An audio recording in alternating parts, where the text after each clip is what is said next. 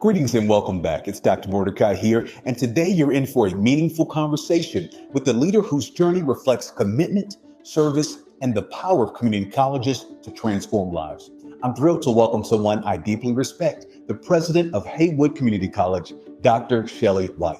Dr. White stepped into the presidency in January of 2020, just as the world shifted in unexpected ways. Since then, she has led with steadiness, adaptability, and heart, advancing workforce development, expanding access, and navigating the evolving realities facing students and institutions across North Carolina. Her story is one of experience, reflection, and purpose. In this conversation, you'll hear how her roots as a community college graduate shaped her pathway, what 25 years in the North Carolina system have taught her, and how she approaches mission-driven leadership during challenging and uncertain seasons. We dive into workforce strategies, community partnerships, crisis response, and what it takes to remain grounded in demanding roles. So settle in and take this time to learn, to reflect, and to absorb the wisdom of a leader who leads with intention. It's my pleasure to introduce Dr. Shelley White.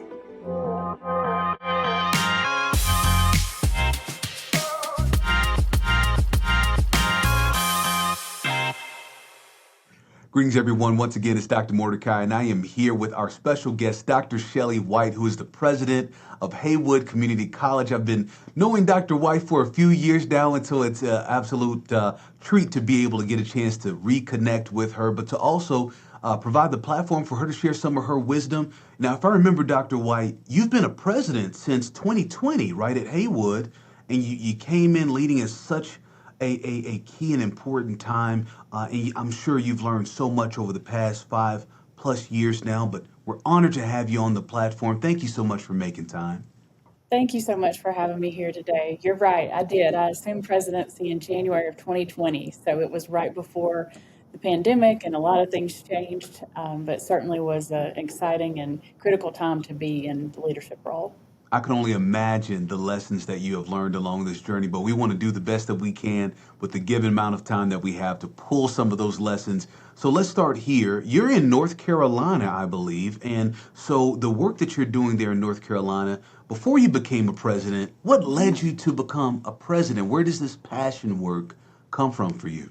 Absolutely. So I'm here in Western North Carolina, and I've spent most of my life in Western North Carolina.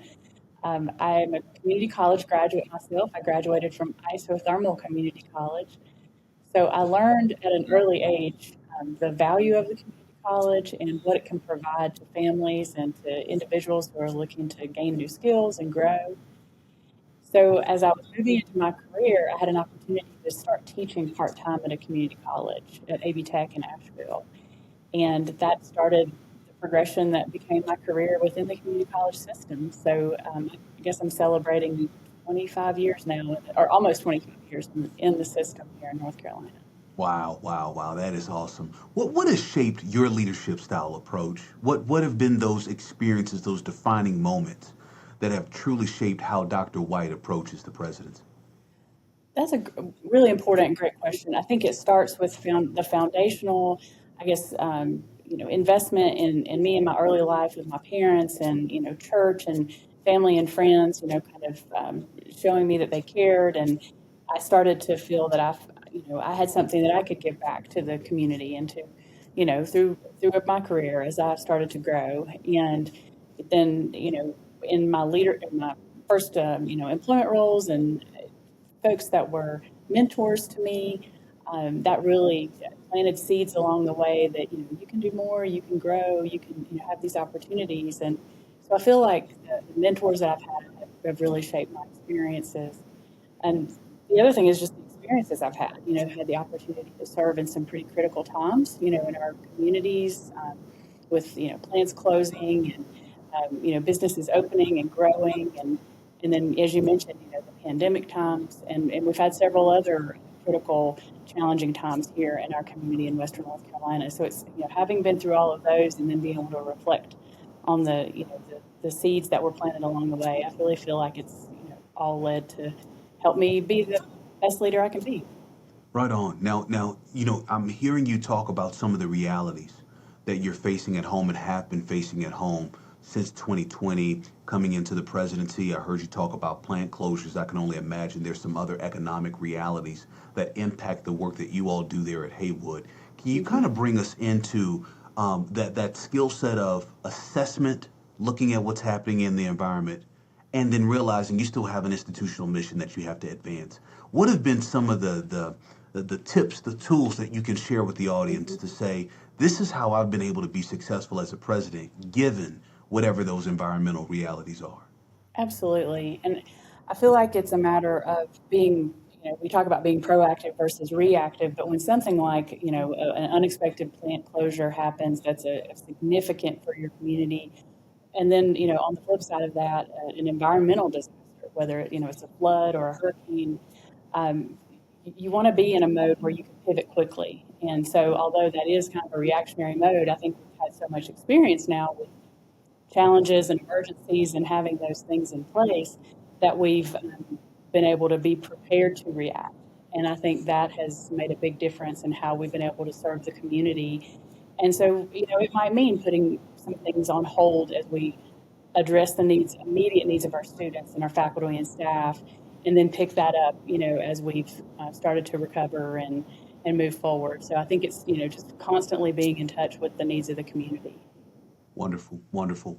To kind of switch gears here now, I know that as a president and given the region in which you're serving, workforce development is high on the priority list in terms of institutional responsiveness. What are some of those workforce initiatives that you're currently working on that really bring you great excitement that you could share with us?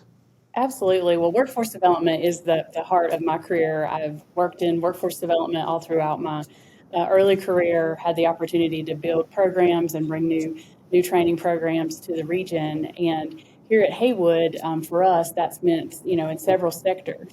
One area that we're working on pretty significantly is building out the opportunity to do transportation, truck driver training, logistics, um, line worker training as well. We have a site here that will be launching in early 2026 to be able to provide those training programs here in Western North Carolina.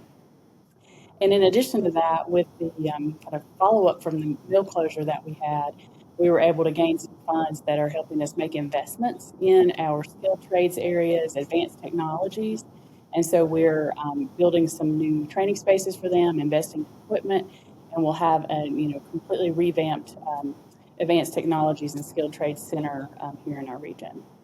Now, since you've been in North Carolina for as long as you have, you've served in different capacities. Do you believe that in North Carolina you all approach the K-12 partnerships, workforce partnerships, maybe a bit differently or unique, that we can perhaps learn from, no matter where someone may be, West Coast, East Yeah. Coast, the South? Is there a special sauce to how you all do things here in North Carolina that perhaps we can learn from? Well, I'll give you some examples. We have some wonderful programs that are dovetailed, for with our K-12 partners. So here in Haywood County, we have Haywood Early College, which is located on our campus. They're embedded in our daily activities here on campus. By the time those students are in 12th grade, most of the classes that they're taking, if not all, are college classes. So they start out in ninth grade with a few the college classes, and then by the time they're 12th grade, fully college classes, and then they're walking across the stage with their high school diploma and their 2-year associate's degree. So it's a wonderful program, and it's been very successful. Um, but in addition to those students, we have hundreds of students that are dual enrolled here on our campus, or we're there at the high schools, working with them. And it's those dual enrollment and early college partnerships are very critical to that kind of long-term success for those students. Wonderful, wonderful, great initiatives. Now, just to give us a deeper sense too, what does that student spread look like for you? Because I heard you talk about workforce development as a strong component of that. So, are you all dealing with more, working with serving more adult learners compared to what would be the traditional K-12 population? What does that mix look like for you all? For us, it's about a third of high school students in that dual enrolled capacity, and then about two-thirds are 18 and older. We have had some initiatives in the most recent past. We've seen some excellent returns on enrollment with our adult learner population. So that was an area that we really felt like needed some attention, and we've been involved with the initiative here in North Carolina called NC Reconnect, which had a really special outreach to adult learners who had some credits here on campus, but had, for whatever reason, not finished their intended outcome here. And so we've been able to reconnect with them, and we saw a 10% increase in our enrollment last fall due to that outreach. That is outstanding. That is outstanding. All right, so now I want to switch gears and talk about just some of those reflective lessons that we can all learn from. You know, leadership often has us navigating different challenges. What have been some of the most difficult leadership moments that you faced in the presidency, and how have you learned from it? I have a couple of, maybe a little bit anecdotal, but um, walking into the presidency, not having been a president prior, I had been in a vice president's role for many years. And I was here on a new campus with a new environment, new folks getting to know. And I'm here in my office, and I've been president for maybe 2 days. And we had an issue to address within the campus community. And I was here in the office, and I was starting to get a little nervous and get a little, like, maybe a little sweat on the brow. And I was like, you know what? I really need to be president about this issue. And then I realized I am the president. So it was like, that was kind of a learning moment for me. Like, okay, this is what you wanted to do, so now go do it. Um, and then in those early days, the other time I'm reflecting on is that, I guess, week or so that the pandemic was hitting, and we had to make some really serious decisions about how we're going to operate and respond to what's happening in our country, and still, like you said, support our students, support our mission.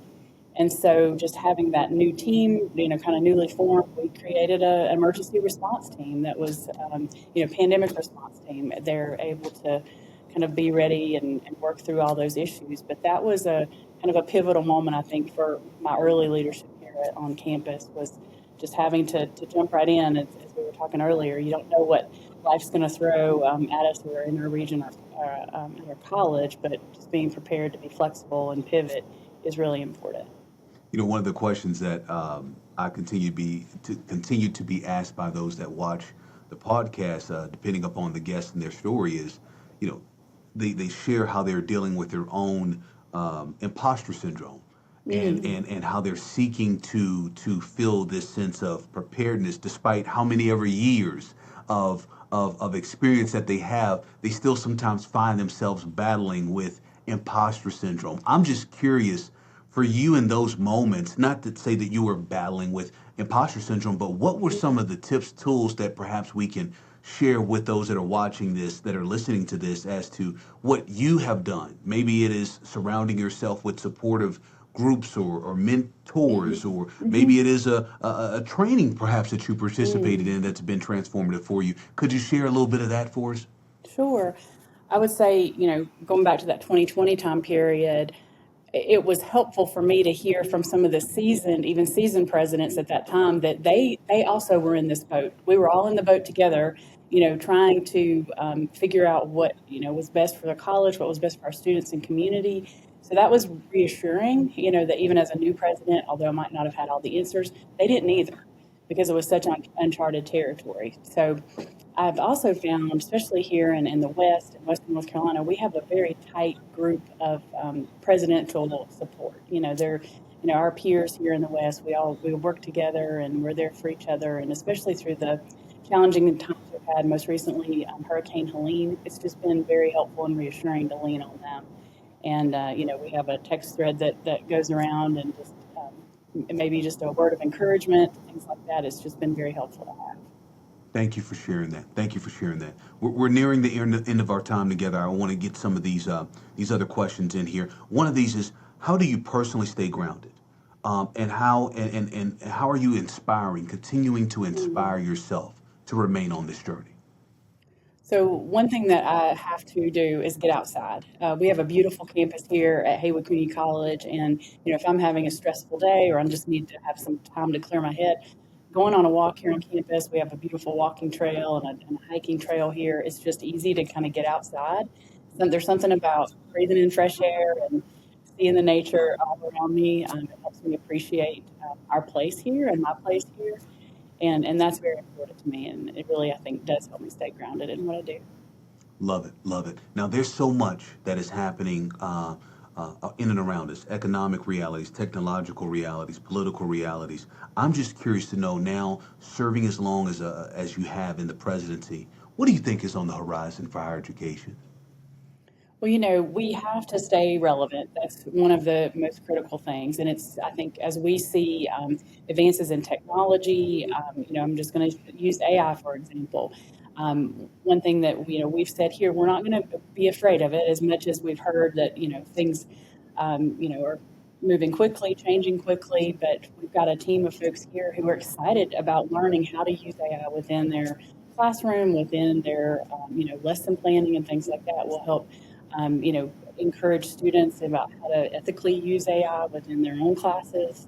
It's just been a good dialogue. And I think that to me is very encouraging that, as much as we do, like things to be maybe traditional or comfortable, that we've got some opportunity to learn and grow and continue to, see how we might be able to fit within this new technology within the world. Because we need to help prepare our students for that as much as we may like it or not, we'll have to help prepare our students for that. And for me, that's what the community college system is all about, being able to pivot and be flexible and be prepared for what the future will bring. Love it, love it. Now, when we think about the future of Haywood Community College, what legacy? Now, you still, I'm sure, got a ways to go, but as you think about every day, day in and day out, you're serving in that office, you're serving in advancing the mission. What do you hope when it's all said and done in this presidency that you want for your legacy to be in terms of what you provided to the mission for Haywood Community College? Absolutely. What's most important for me is thinking about providing access to our students and our community. So if, again, at the end of the day, many years, many years from now, if I can look back and say that I helped provide access to our community to higher education, because we know, there's many people within our county who they either haven't seen the path to higher education or to just gaining skills for a new job. But I want to, make sure that we're helping to show that path is accessible. I love it. I love it. I love it. Two more questions. The next one would be, if there's any advice that you wish somebody would have told you before getting into the presidency, you're like, maybe if someone would have said something, I probably would have been better prepared. What's some of that advice that you could maybe share with our emerging leaders? Oh, I think, as much as we talk about balance and being grounded and all of that, it is the reality that you become the president. And really that is, it's kind of flows in and out of who you are day to day. And as much as like I like to go home and, kick my shoes off and all of that, I'm still a president. And I'm going to be answering the phone, and it's going to, it really is a 24/7 job. And that's something that I definitely have become more comfortable with over the years. But it was something that I don't know that I was quite prepared for, understanding that that's how it would be. But certainly, yeah, I know I'm up for that role, and certainly appreciate that, having that experience, right? Yeah, I hear you on that. I hear you on that. Well, as you know, the name of the show is Discovering Your Mission. I love to end the show by asking our guests this final question, that it is, could you share with us what is your personal mission statement and why so? Yeah, I believe that it is important to treat each other with kindness and support and compassion. And if I can live my life that way, then I feel like I've had a good day. I think it's important for us to treat everybody we come in contact with that kindness. So whether that's, as, going throughout meetings and things that I work on, or if I have, particularly challenging student or employee issues, it's very important to me to treat others with that kindness and respect. So I believe that helps drive everything that I do. I love it. Ladies and gentlemen, Dr. Shelley White, president of Haywood Community College in North Carolina. Thank you so much, Madam President, for your time. Thank you. What a powerful conversation. My gratitude to Dr. Shelley White for not only sharing her experience, but for opening the door to her leadership story, the lessons, the challenges, and the purpose behind her service. As you reflect on today's discussion, here are 3 key takeaways worth carrying forward. Number 1, leadership starts long before the title. Dr. White reminded us that mentors, early influences, and formative opportunities shape who we become as leaders well before we step into executive roles. Number 2, agility matters. Whether responding to plant closures, economic shifts, or new technologies, effective leadership requires awareness, flexibility, and the willingness to pivot in service of mission and community. Number 3, legacy is built through access. Her hope is simple yet profound, that more people in her region will see a pathway to education and economic mobility because she served. That is a legacy that multiplies over generations. Let today be a reminder that leadership doesn't require perfection. It requires presence. Growth comes through experience, through uncertainty, and through continuing to show up even when the next step isn't fully clear. We lead best when we stay grounded in purpose, connected to community, and open to learning along the way. In this conversation, if it sparks something with you, keep going, continue exploring, continue stretching yourself, and continuing to discover your mission and voice within this work. For more discussions like this, along with resources and thought leadership for higher education and workforce development, I invite you to visit drmordecai.com. Thank you for joining us, and I look forward to our next conversation. Take care.